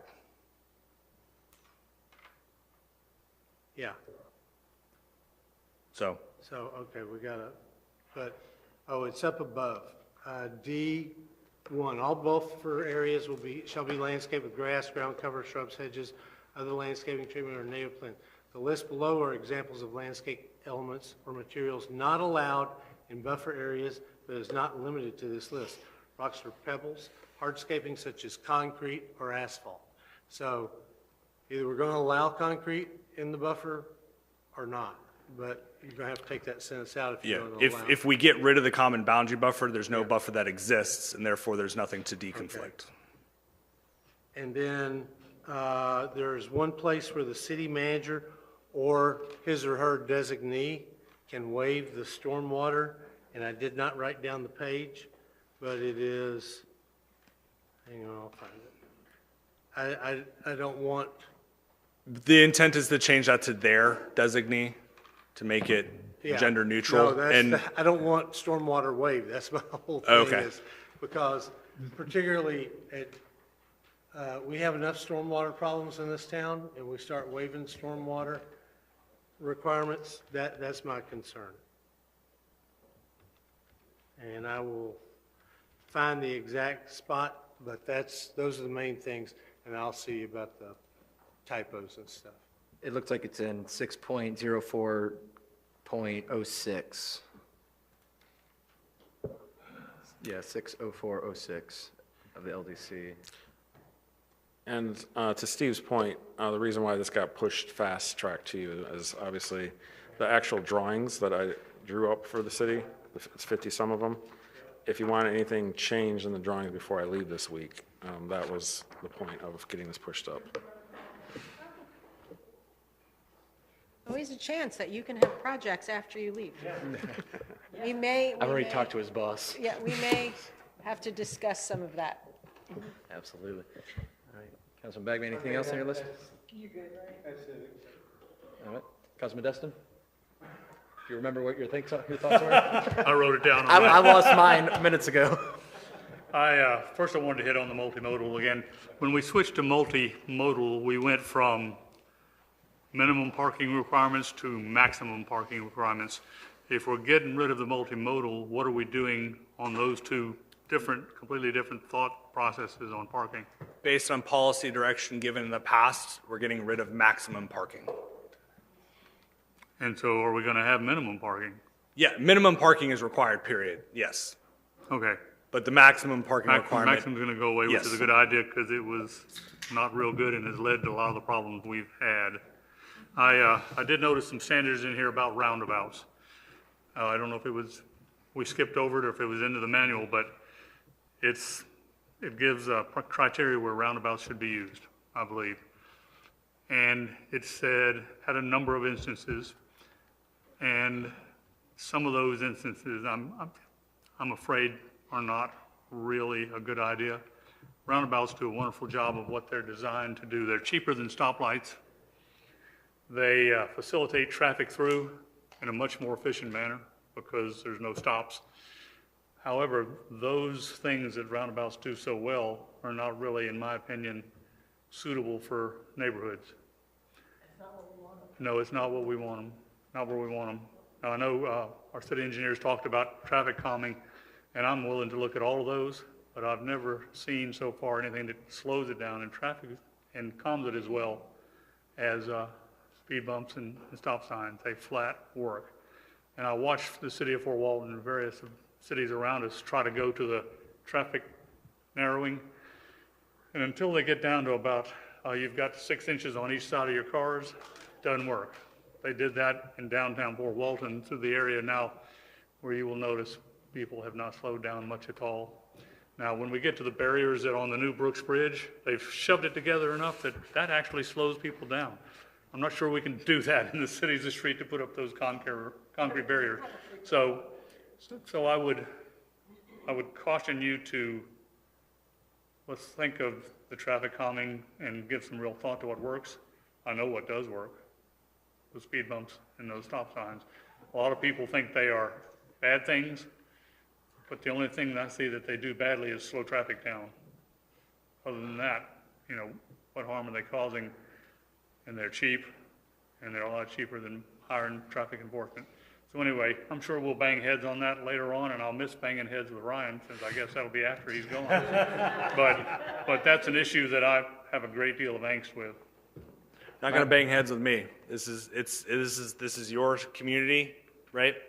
I'm here to serve, right? Yeah, you're one of those blue water guys. No, and really at the end of the day, this is going to be for you all.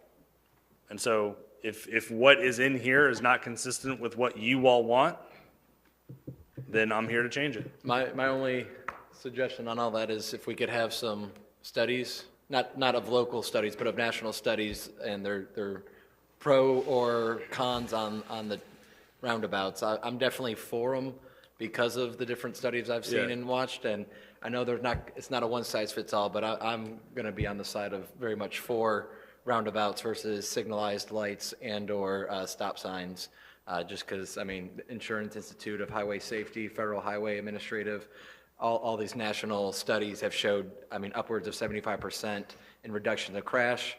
Indicates that installations of roundabouts lead to a 40% reduction in pedestrian crashes. So I get it that it may not work in all community areas of ours, but the data seems to be pointing that they're favorable for pedestrian and automobile safety. But again, it's up for us to discuss. I want the real documents in front of me, not some summarized versions, so that we can really go after. Roundabouts don't work so well. They just facilitate traffic through the residential area, and that's not what we want. Nope, I want pedestrian safety. Well, I'll give you a sneak peek on what's coming your way. Oh, boy. So we did do a traffic study per one of the complaints, and over by Dalton Threadgill on Calhoun, it has 2 curves before you get to the park, and it did trigger the need for something. People are speeding through those 2 curves. So one of the ideas we talked to Public Works Public Safety about was painting an optical illusion on the curves to make it feel tight when you're going into them to see if it slows down. So that's a very cheap way to test this theory, because we can put out our speed study before this happens, put down the thermoplastic and do the speed study after and just kind of start comparing data, just to see a cheap way to see how it actually affects the community. And if it doesn't affect the community, we're only out a couple $1,000s on paint. Hey, Ryan, real quick. I was driving, I think I was in Sandestin a couple weeks ago, and I saw what looked like a speed bump, and I like slowed way down. I just rolled right over it. It was just etched asphalt that was like etched to look like bricks. It worked. I mean, it got me. It probably won't get me next time.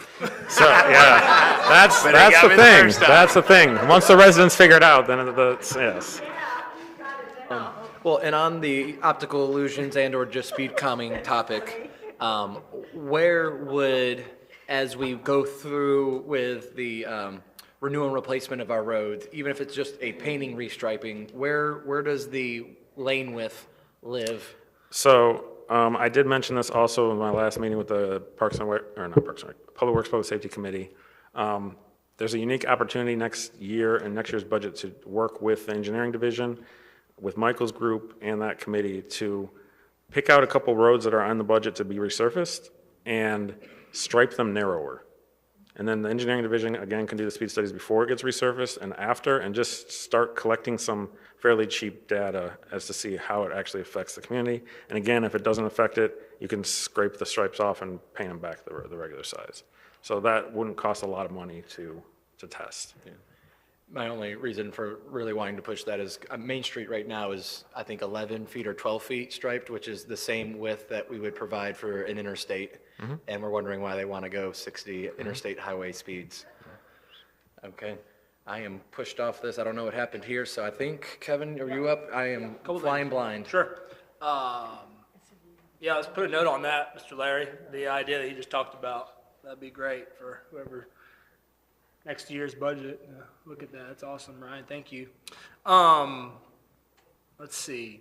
Yes, the Mr. Burr's pictures. When did that, we would not be allowed to build that now. So when did it change to allow what is now? In 2012. 2012. Gotcha. Thank you, sir.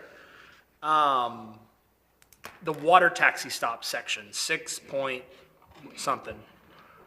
It's currently in here. It is what it is. It hasn't changed. So can you, this is what? What does this do in our Article 6? It basically tells a non-residential business on the harbor, if they would like to add a water taxi stop to their business, here's how to do it. How would you explain this section? Yeah, so if you're, it says in here, all non-residential mixed-use multifamily development that border Destin Harbor, East Pass or Choctawhatchee Bay shall provide a minimum of one loading and unloading area or slip, which shall be reserved for use by water taxi. So it just basically says if you have property that fronts one of those three bodies of water, you will provide a water taxi stop. So this isn't like if you want to add it. This is it's a shall being statement. down there. You were supposed to do this basically. It's a shall. I'll have to take a look at what the current regulations say. Is it? Yep. So there you go.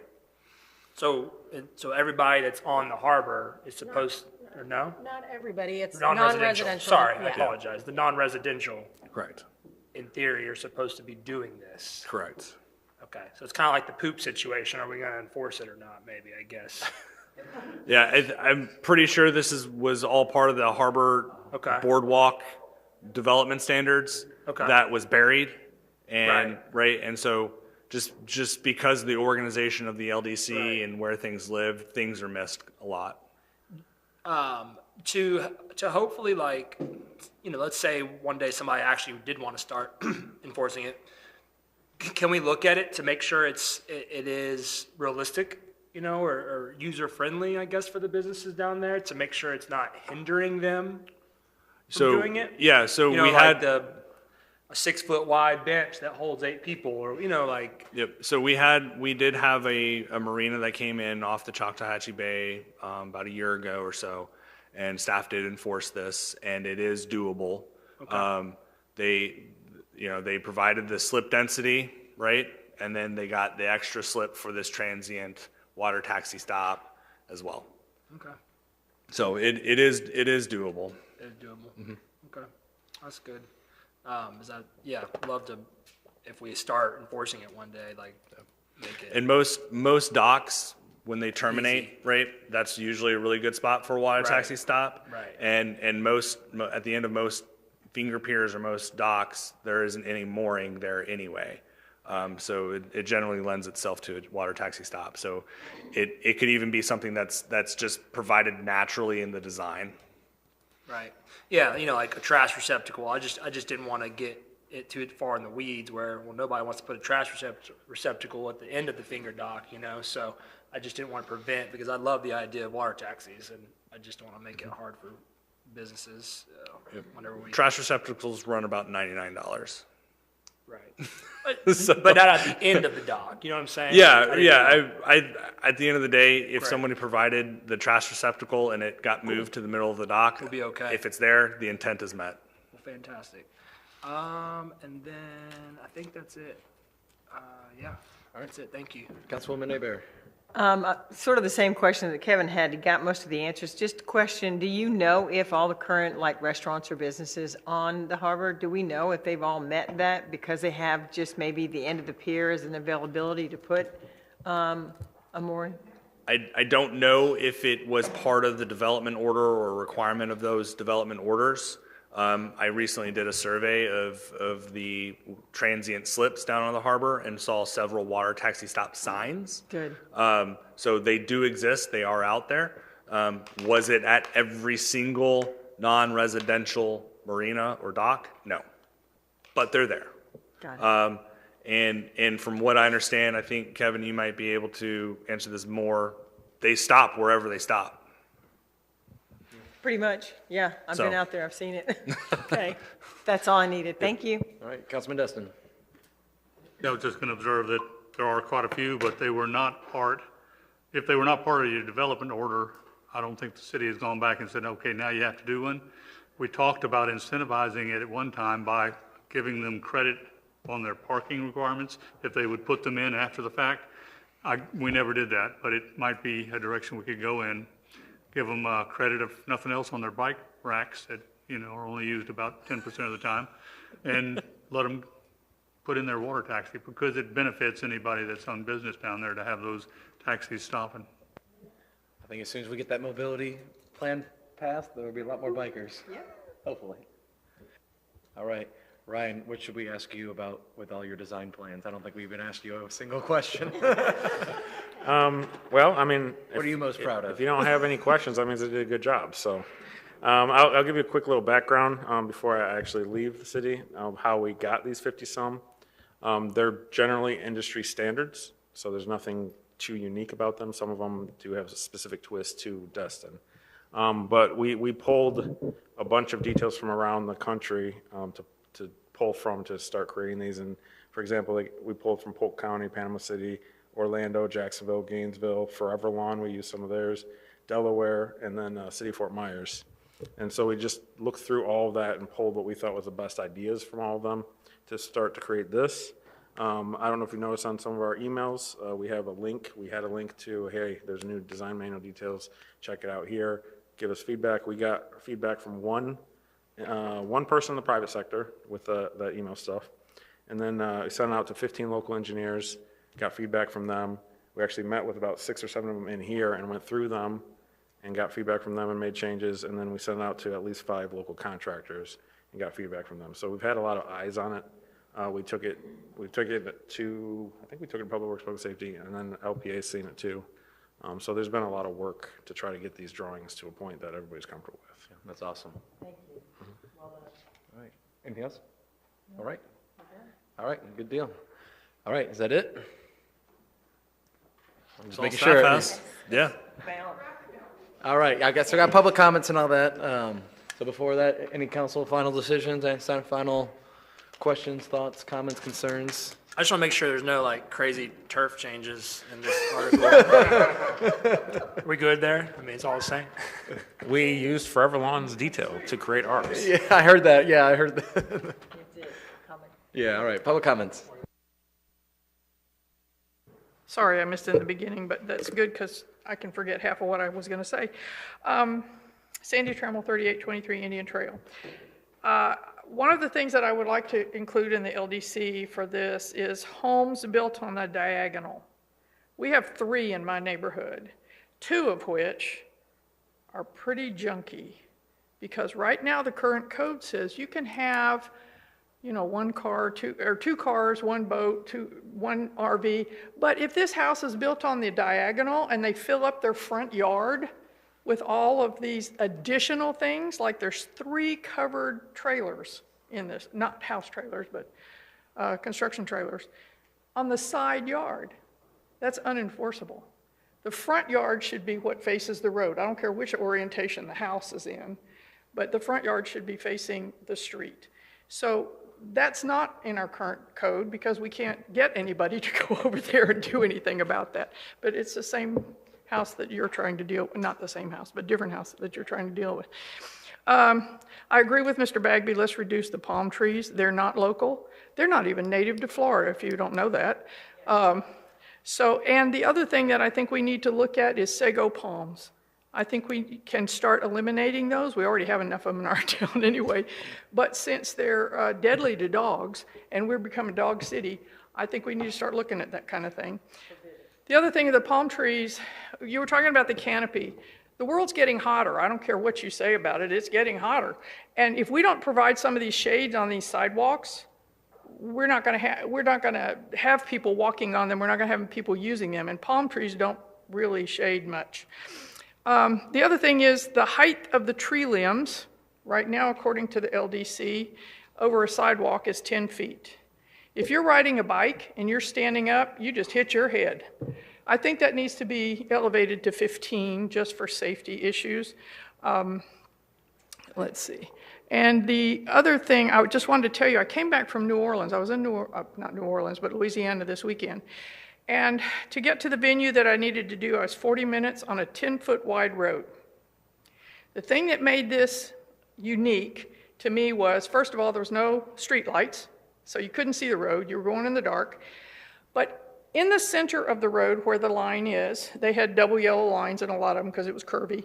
But also on the white line on the outside, they did rumble strips underneath that paint. So you slowed down because nobody wanted to hit that rumble strip. And it was a 10-foot wide road. And it didn't require speed humps. It didn't require anything. And I was out in the country. You could have done 80 miles an hour on that road if you wanted to. But people were going the speed limit because they didn't want to get out of that 10-foot lane and hit those rumble strips. And all it is dug into the asphalt. It's not really a strip, you know, but it's just dug into the asphalt. They run a little machine down the side. So that might be an alternative. I just wanted to mention that. But there is a roundabout in Destin. It's not really a roundabout, but at the end of Cobb's Point, there's a huge tree in the middle of the road. It's a private road. In some of the country clubs around here, they do have roundabouts and they do slow things down and they do put trees in them. They're not very big. They're only 1 lane wide and they're only 10 feet, so you can barely get around them. But they do have some traffic calming situations. That size wouldn't be too bad in a residential neighborhood. Just a little hiccup, I call them. As far as the water taxis go, the Harbor CRA board at the time said they were not going to ask anybody to put water taxi stops in unless you were doing more than 50% redevelopment. It was new construction. If you chose to, that's fine, but nobody was making it mandatory unless you did that. So, thank you. Thank you, Sandy. All right, anyone else? All right, seeing no further public comments, I will close this workshop. 7:25.